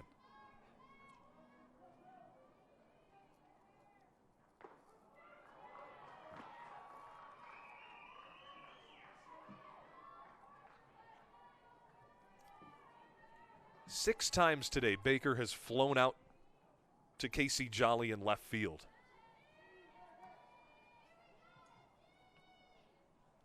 The 0-1 on the outside edge for strike 2.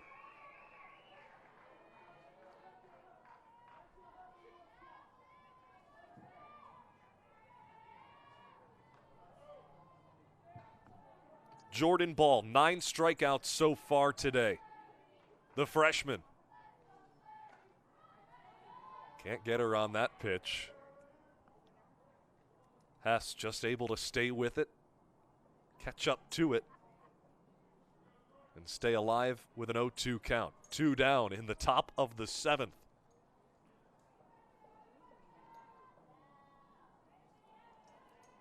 While the first 2 meetings were competitive between these 2 teams in the regular season, there were runs scored by the 2nd inning in both. A 3-2 win for Baker and a 4-3 win for Central Methodist in back-to-back fashion. That came at a turning point for Central Methodist on the season. They were 19-6 at that time, but hadn't played much softball compared to their conference opponents in Baker, who had played 7 more games and won them. They were 26-3 at the time. Both teams ending the season with even conference records at 21-5. Central Methodist winning the conference tournament.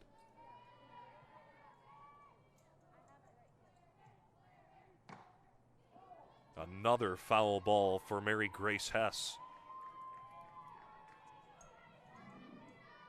Down 0-2. You're swinging at pretty much everything. Down 0-2. Mary Grace Hess did the same her last time up, and she earned herself a single.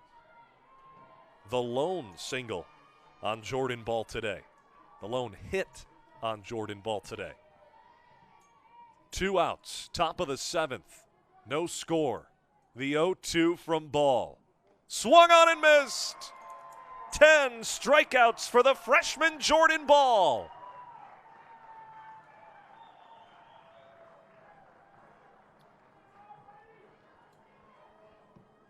To the bottom of the 7th we go with Jordyn Ball providing some extra hype to the Eagles. Central Methodist to the plate after this.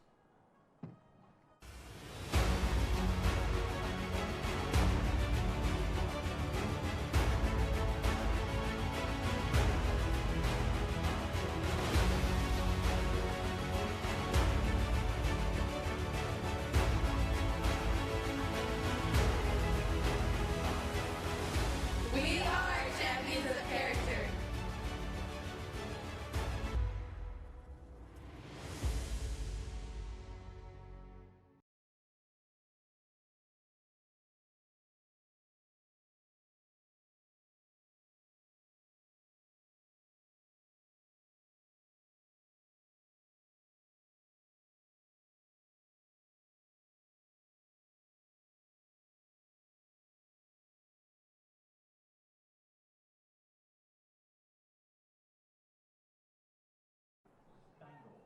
A whole lot of donuts on the scoreboard at R.G. Jones Field. And shout out to the facilities crew who got the runs and the line score working. It's a good thing there weren't any runs scored while they were working on it. Someone would have been confused, but if anyone asked, you could just show them the box score from inning number 1. Nothing has changed. It's 0-0. Bottom of the 7th. Jordyn Ball has had the game of her career for Central Methodist, though she did throw a perfect game earlier this season in a separate outing where she had 17 strikeouts, neither with the amount of pressure like playing here in Columbus, Georgia, eyeing down a national championship 5 wins away. Kira Baker has that one chopped to the short. To first in time, that sits down Montana Stengel. Classic 6-3. Kira Baker has 6 strikeouts on the day. She's relied on a little more help from her friends.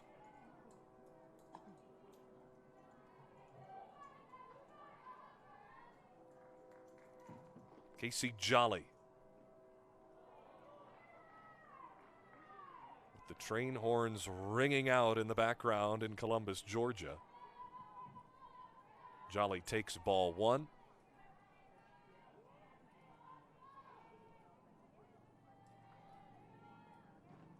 The freshman Baker for Baker. Tries that rise ball once more. Jolly able to get to it in time. Getting on top of that rise ball to hit it straight down behind her to the right. It's good timing for Jolly if she could just get a little more fatness on the ball. She steps out and takes a hefty cut of batting practice with a 2-1 count in her favor.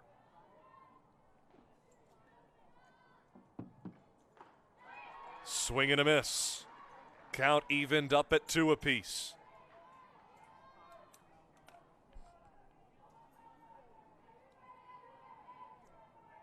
One out gone by. Bottom of the 7th. We are in walk-off territory. Foul ball into the bleachers in left. That's the non-shaded area of R.G. Jones Field. The South Common softball diamond. Plenty of fans are here. I do tell you there are fans in attendance, a good amount as well, all sitting in the shaded area, and why not? 85 and sunny in Columbus, Georgia. You get a good look of the crowd on hand for the second game of 4 on our Thursday slate. After this, it's Georgia Southern, or rather Southern Oregon, and Georgia Gwinnett. Georgia Southern is not in this tournament. A pop to short for out number 2. Kirsten Finch called upon to move all the way over towards Sydney Goss, calls her off and makes the play.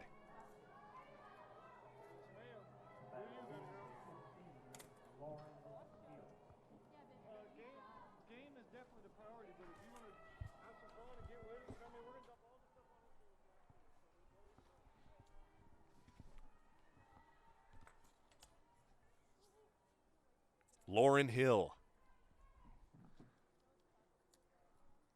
0 for 2 on the day with a strikeout. Pops this one high into the infield. Savannah Bray catches it with two hands to end the seventh. Did somebody order extras? Fresh out the kitchen. We've got it for you after this. These lights were never meant to stay dark. These seats were never meant to stay empty. These places were never built to stay quiet. Game day looks different today. It might take some getting used to, but we come here for the same purpose: to celebrate, to embrace and heartbreak, to hope.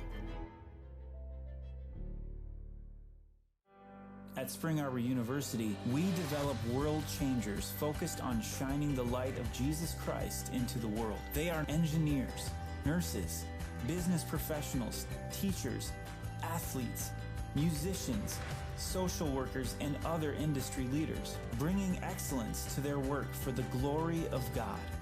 Join our thousands of students and graduates and let your light shine at Spring Arbor University.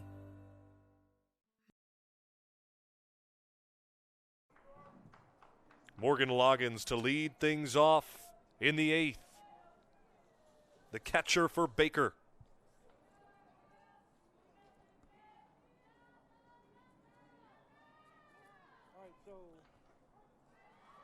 In there for strike one.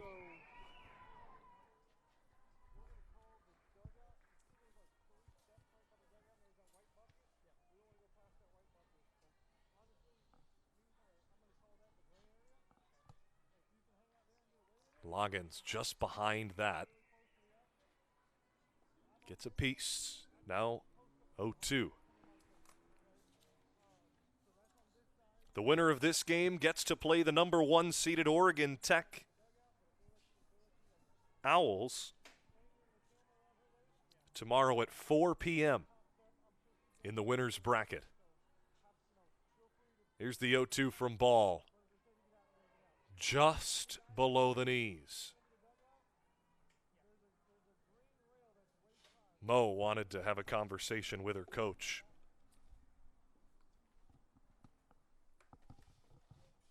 So Dana Goss comes out of the box, has a conversation with her fifth-year catcher. Funny enough, Mo Loggins was hoping that Haley Ferris would start this game for Central Methodist. She knew she wouldn't, as Ball is the clear ace on the staff for the Eagles. She played JUCO ball with Haley Ferris, also played ball travel softball with her for 4 years, from 13 to 17 years old. Perhaps a reason why the veteran head coach Pat Reardon did not throw Haley Ferris today. Jordyn Ball proving that decision to be worthwhile. 2-2. Swung on and missed.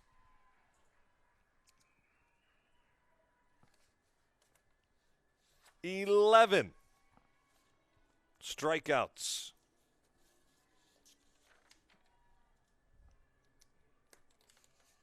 What a day for Jordyn Ball.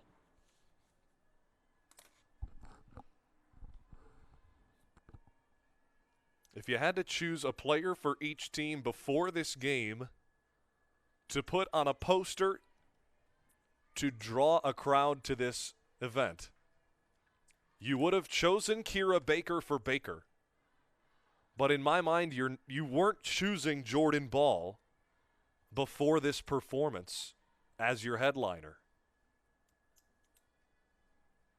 In my eyes, you're going with Kalena Utz, who has been one of the best hitters in the nation this season. A true leader and captain, and overall one of the best in the lineup. She stands and was just trying to stay awake out there in center field. But boy, oh boy, is Ball making a case for herself to be on the next game's poster. That ball, perhaps an infield fly, Yes, as it was popped down the first baseline. Sydney Goss unable to get that thing out of the infield. It drops after some interference. Goss to the dugout, 2 away in the top of the 8th.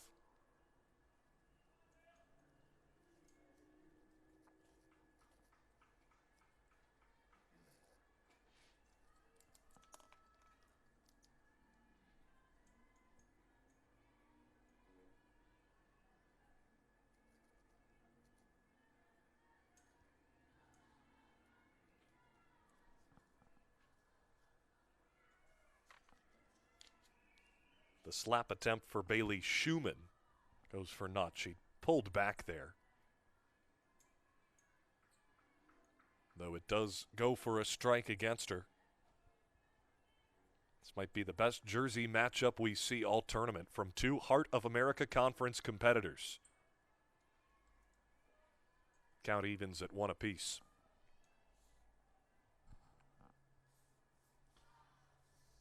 Speaking of Kalena Utz, when I met with her this past weekend, asked her about this matchup. I asked for positives and negatives. She said the positive, we know them. The negative, they know us. The bunt down the third baseline, over to first, in time. The speed of Bailey Schumann, not enough. The toss from Kreider to Palumbo in time to end the top of the 8th. Central Methodist, a chance to win it after this.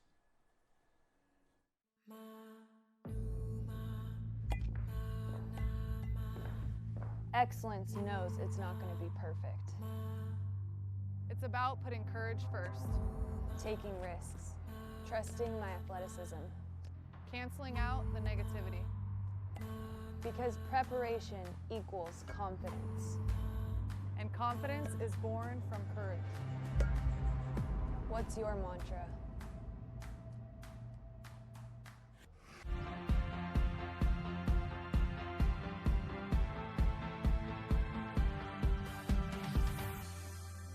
I have a little birthday message for you from someone too.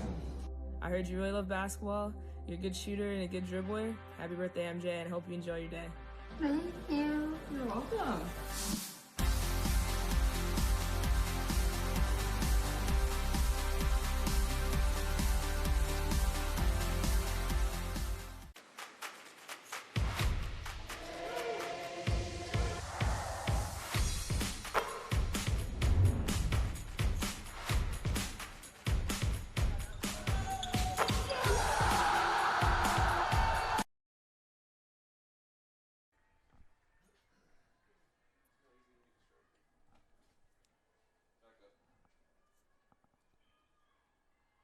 Oh, 1 to start things out in the bottom of the 8th.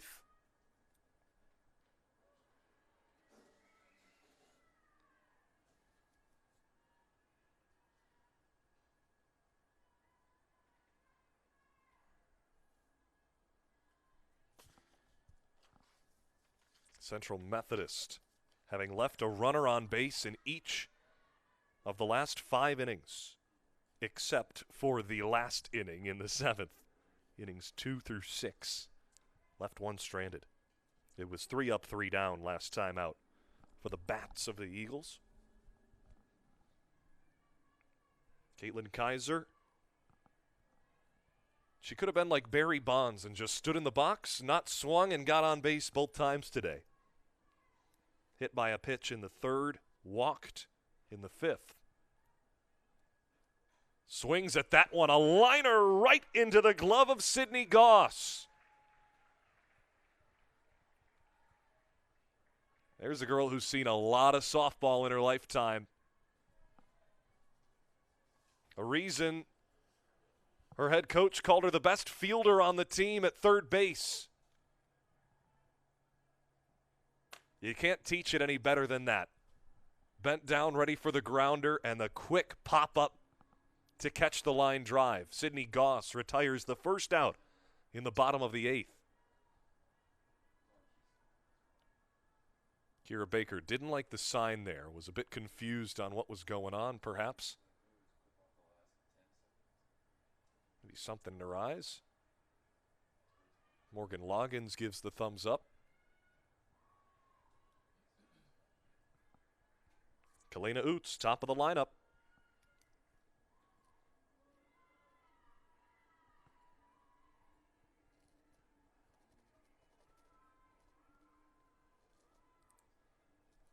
Two strikeouts and a pop out to third for Kalena today.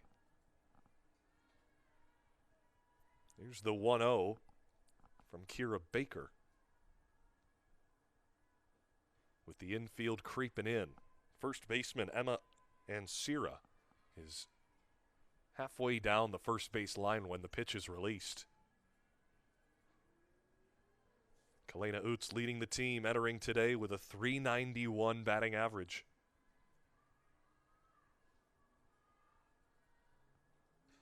Slaps it to short. Gobbled up.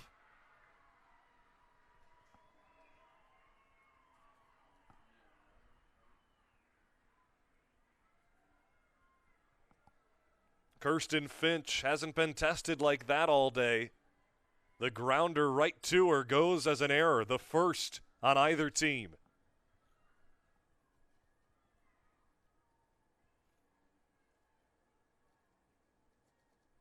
Kalena Oots at first base. If there's anyone that Central Methodist wants on the base paths, it is Oots.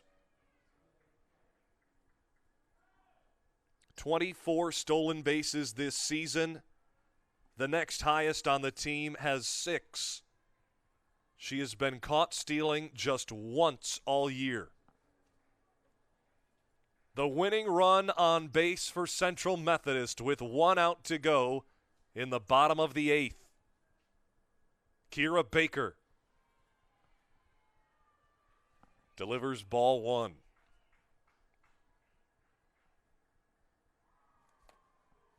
This just the second game of the 2023 NAIA Softball World Series, and already fans have gotten their money's worth after Marion defeated Midland 2-0 in the first game today.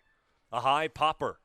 Morgan Loggins pops the mask off, and as she's done after every pitch, cocks the arm back after making the catch to hold the runner at first. Like a true veteran of the game, the 5th year holds Oots at first.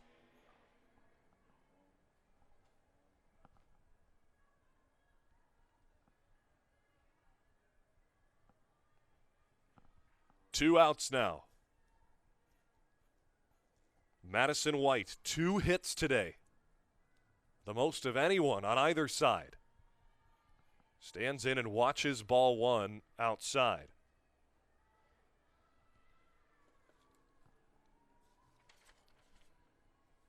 Appreciate you being with us for extras here on the NAIA Network, presented by Turbo Sports.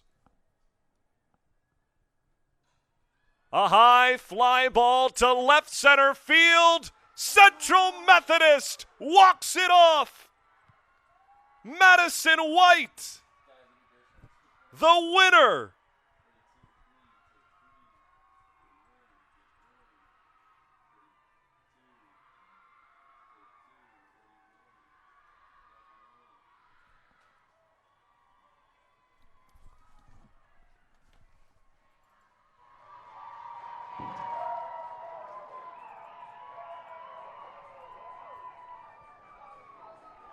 Her 6th home run on the season. A 2-run shot. Oots the game-winning run. And Madison White, 3 hits on Kira Baker.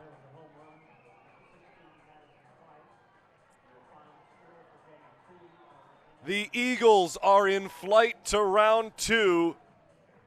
They'll take on Oregon Tech. In a battle of the birds, the Owls await the Eagles tomorrow at 4 p.m. CMU flies the flag into round 2. For Baker, they await to see their opponent for tomorrow morning. A quick turnaround. They play at 10 a.m. against the loser of our next game, Southern Oregon and Georgia Gwinnett. Final line score in this one, though. The visitors, the 9 seed Baker, no runs on 1 hit and 1 error. And for the Wildcats, they left 3 runners on base throughout the game. A near perfect game. About as near perfect as you can get. For the pitcher, Jordyn Ball, 11 strikeouts, the clear player of the game. Kept her team in it throughout all 8 innings. For Central Methodist, 2 runs, 4 hits, 3 of which came off the bat of Madison White. What a duo for the Eagles. That'll do it for game number 2 of the NAIA Softball World Series. My thanks to executive producer Chase Neidig, our producer Adam Hamill, our graphics department of Jeff Childs, along with the camera crew of Kyle Bonet, Deshaun Bullock, Ryan McCachran, and Will Lawrence. Till next time, folks, we invite you to stick around for the next game. Number 4, Southern Oregon against number 5, Georgia Gwinnett. First pitch at 4 p.m. My name's Jack Cruiser. Folks, till next time, I bid you adieu.